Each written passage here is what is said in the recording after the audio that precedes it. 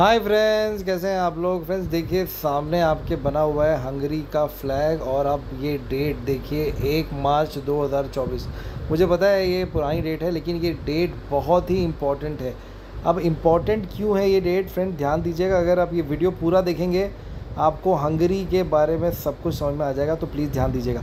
देखिए 1 मार्च 2024 को क्या हुआ था, हंगरी का न्यू इमिग्रेशन जो लॉ है वो इफ़ेक्ट में आया था। मतलब जो नई इमिग्रेशन उसकी प्रणाली है, न्यू इमिग्रेशन लॉज हैं, दैट केम इनटू इफेक्ट। अब इससे क्या क्या हुआ था, देखिए सबसे इम्पॉर्टेंट ये आर्टिकल है, Hungary new immigration law affects residence permit. अब देखिए फ्रेंड्स, मैं आपको जो दिखा रहा हूँ ये ऑफिशियल साइट है, आप देख सकते हैं, यूरोपियन वेबसाइट ऑन इंटीग्रेशन। आप अगर इसका एड्रेस देखेंगे migrant-integration.ec.europa.eu, हमेशा की तरह ऑफिशियल साइट से ऑफिशियल न्यूज़ एकदम। देखिए 1 मार्च 2024 की न्यूज़ थी। अब देखिए a new immigration law entered into force. ये अगर आप लाइन पढ़ेंगे यहाँ से, ये देखिए, ये जो लाइन अगर आप पढ़ते हैं, ये देखिए इसको मैंने हाईलाइट किया। Introducing major changes and stricter conditions to existing regulations for third country nationals. मतलब हम लोगों के लिए अब क्या क्या आएगा मैं फटाफट आपको बता देता हूँ। TCN मतलब होता है थर्ड कंट्री नेशनल, क्या क्या था, ठीक है। देखिए जो बोल्ड वाला है उस पर ध्यान दीजिए। The validity of residence permit and permanent, यहाँ से देखिए, यहाँ से ध्यान दीजिए यहाँ तक। The validity of residence permit and permanent residence permit expiring between 1 Jain and 29 will be automatically extended until 30 अप्रैल। मतलब 30 अप्रैल तक एक्सटेंडेड था, वो आप लोगों को पता ही होगा। अब क्या था फ्रेंड्स, पहले जो आपका इमिग्रेशन 29 फरवरी के पहले जो इमिग्रेशन लॉ था उसमें 18 टाइप ऑफ रेजिडेंस परमिट थे। अगर आप ये देखेंगे तो देखिए यहाँ पे थे 18 टाइप ऑफ रेजिडेंस परमिट उसमें थे।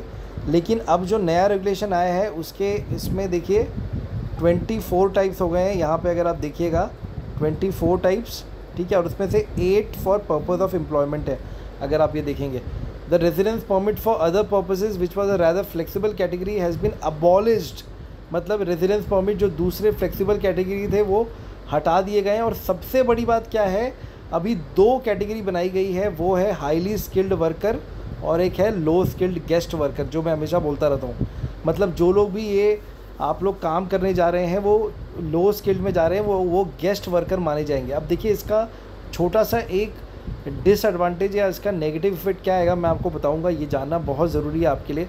अगर आप हाईली स्किल्ड हैं तो आपको कोई दिक्कत नहीं है। हाईली स्किल्ड के लिए जनरली रूल वही सेम है, आप आराम से जाके वहाँ TRP या रेजिडेंस परमिट ले सकते हैं, क्योंकि आपको पूरा सपोर्ट पहले से होगा। लेकिन अगर आप ये गेस्ट वर्कर कैटेगरी हैं, ये जो यहाँ लिखा हुआ है, ये देखिए, ये अगर आप पूरा पैराग्राफ पढ़ते हैं, ये देखिए, इस पैराग्राफ पे ध्यान दीजिएगा जो मैंने अभी ब्लू से हाईलाइट किया है। आपका जो टोटल पीरियड होगा वो 3 साल का होगा, ठीक है। उसके बाद उसको आप एक्सटेंड कर सकते हैं। ये पढ़िए, guest worker residence permit will only be granted by law to those employed by specified employer from specified country and specific occupation. Moreover the guest worker permit can now only be extended for a limited period up to total of 3 years। After this period the permit can not be extended and new application must be submit. मतलब आप जाके केवल 3 साल तक वहाँ रह सकते हैं और गेस्ट वर्कर ना, आप कोई भी फैमिली या परमानेंट रेजिडेंस नहीं लेके आ सकते हंगरी में। बहुत ही इंपॉर्टेंट अपडेट है फ्रेंड्स, इसलिए मैं बार बार बोल रहा हूँ, अगर आप हंगरी चूज़ कर रहे हैं थोड़ा सतर्क हो जाइए, क्योंकि काफ़ी वहाँ पे अभी अपडेट्स आई हैं। थोड़ा क्लियर होने दीजिए, उसके बाद अगले साल से अप्लाई करिएगा। अब देखिए एक नया रूल क्या है जिसको गोल्डन वीज़ा बोलते हैं। 1 जुलाई 2024 से अगर आप देखेंगे यहाँ पे, ये देखिए गोल्डन वीज़ा मैं ब्लू हाईलाइट कर रहा हूँ। 1 जुलाई 2024 से guest investor visa and residence permit will be available allowing a residence of 10 + 10 years for a minimum real estate fund investment of इतना, ठीक है। इसको 100 से मल्टीप्लाई कर दीजिए, ये 2.5 करोड़ के आसपास कुछ आएगा। हाँ, 2.5 करोड़ के आसपास। अगर आपके 2.5 करोड़ रुपए हैं इन्वेस्ट करने के, तो 10 साल का आपको शुरू में रेजिडेंस परमिट मिलेगा और बाद में वो रेजिडेंस परमिट आप एक्सटेंड कर सकते हैं।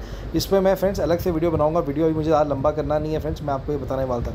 अब देखिए यहाँ क्या लिखा है, certain residence permit can only be extended if the relevant applicant fulfils the conditions of social coexistence which must be proved by taking an exam about Hungarian culture. मतलब देखिए, अगर आपको वहाँ पे अपना PR एक्सटेंड करना है, residence permit extend करना है, तो आपको वहाँ की लैंग्वेज, वहाँ का कल्चर जानना होगा। ये सिंपल सा रूल है, कोई इतनी बड़ी बात नहीं है। देखिए फ्रेंड्स, सबसे बड़ी बात क्या है मैं आपको फिर से बता रहा हूँ, ये जो पैराग्राफ है, इस पैराग्राफ पे ध्यान दीजिए। ठीक है, देखिए उन्होंने 18 से अभी 24 कर दिए। और यहाँ पे देखिए इधर क्या है, ये देखिए ये वाला बहुत इंपॉर्टेंट है। अगर आप गेस्ट वर्कर कैटेगरी में जा रहे हैं, आप फैमिली या परमानेंट रेसिडेंस के लिए आप एलिजिबल नहीं होंगे, इस पे ध्यान दीजिए। देखिए यहाँ पे प्रीवियस इमिग्रेशन लॉ में 18 टाइप थे, अभी इन्होंने 24 किया है। लेकिन क्या किया इन्होंने, 8 जो पर्पज़ ऑफ एम्प्लॉयमेंट के थे उसमें से रेजिडेंस परमिट निकाल दिया उन्होंने। ठीक है, the residence permit for other purposes which was a flexible category has been abolish, मतलब इसको थोड़ा डिफिकल्ट कर दिया है, स्ट्रिक्ट कर दिया है। ठीक है, देखिए फ्रेंड्स ये इसीलिए हुआ है क्योंकि काफ़ी यहाँ पे फर्जीवाड़ा हो रहे थे, लोग फेक पासपोर्ट तक सबमिट कर रहे थे, इसलिए ये सब हुआ है। ठीक है, तो देखिए ऑफिशियल साइट से मैंने आपको अपडेट किया है फ्रेंड्स, प्लीज़ सतर्क हो जाइए। अगर आपको जाना है तो अपने एजेंट या एम्प्लॉयर से पूछिए कि वो आपको कौन सी कैटेगरी में लेके जा रहे हैं। अगर आप गेस्ट वर्कर कैटेगरी में जा रहे हैं फ्रेंड्स, तो आप केवल वहाँ पे 3 साल तक रह पाएंगे।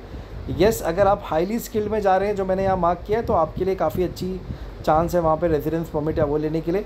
तीसरा, अगर आप गोल्डन वीज़ा लेना चाहते हैं जो यहाँ लिखा है, तो आपके पास 2.5 करोड़ के आसपास पैसे होने चाहिए इन्वेस्ट करने के लिए। आपको 10 साल का PR अनक्वेश्चन मिलेगा। कुछ कंडीशन है फिर उसके ऊपर मैं डिटेल में वीडियो बनाऊंगा, वो आप ध्यान दीजिएगा।